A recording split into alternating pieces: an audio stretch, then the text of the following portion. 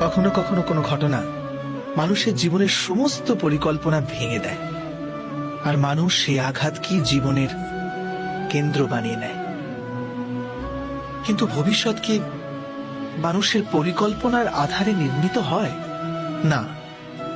যেভাবে কোনো উঁচু পর্বতে যে ব্যক্তি সর্বপ্রথম চড়ে, সেই পর্বতের পাদদেশে বসে সে যা পরিকল্পনা করে, সেই পরিকল্পনায় কি তাকে পর্বতের শিখরে পৌঁছে দিতে পারে? না।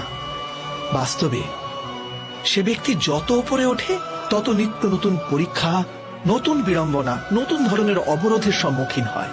প্রত্যেক পদে তার পরবর্তী পদক্ষেপ ঠিক করতে হয়, প্রত্যেক পদে তাকে পরিকল্পনা বদলাতে হয়। না হলে যদি পুরাতন পরিকল্পনা তাকে খাদের দিকে ঠেলে, সে পর্বতকে নিজের যোগ্য করে তুলতে পারে না, কেবল নিজেকে পর্বতের যোগ্য করার চেষ্টা করতে পারে। আচ্ছা, জীবনের ক্ষেত্রেও তো এমনই হয়।